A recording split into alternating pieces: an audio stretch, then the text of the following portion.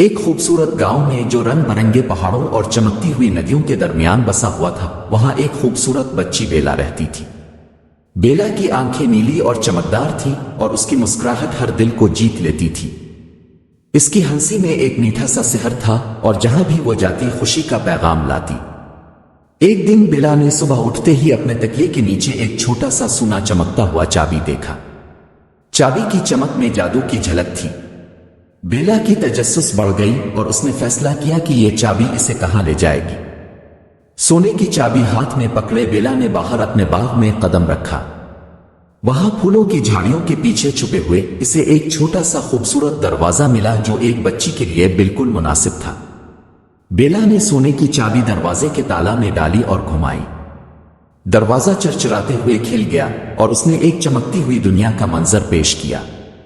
بیلا خود کو ہنسی کی زمین میں پایا، جہاں درخت ہنستے، پھول رقص کرتے اور بادل نرم جانوروں کی طرح نظر آتے تھے۔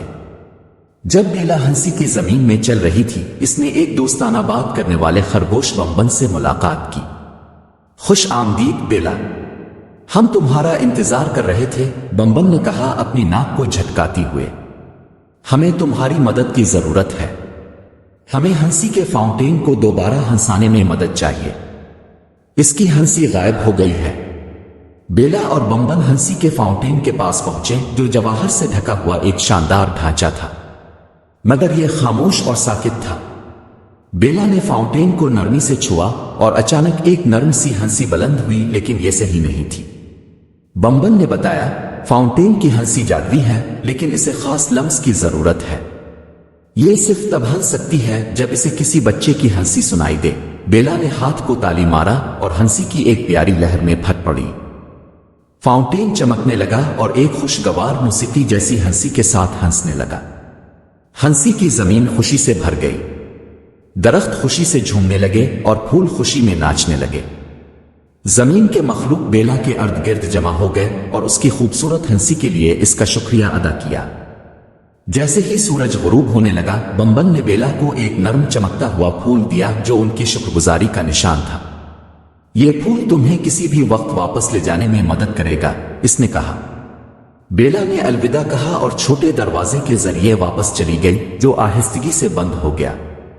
اپنے باغ میں واپس آ کر بیلا نے چمکتا ہوا پھول پکڑا اور ایک گرم احساس حاصل کیا۔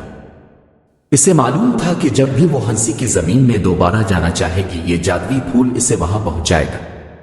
رات کو بیلا سوتے وقت اپنے مہمات اور دوستوں کے خواب دیکھتی۔ ہنسی کی زمین ہمیشہ ایک ہنسی کی دوری پر تھی اور اس کی اگلی آمد کا انتظار کر رہی تھی۔ اور یوں خوبصورت بیبی بیلا نے جہاں بھی جایا خوشی اور ہنسی پھیلائی، جانتے ہوئے کہ اس کی مہمات ابھی ختم نہیں ہوئی ہیں اور جادو ہمیشہ سادہ چیزوں میں مل سکتا ہے۔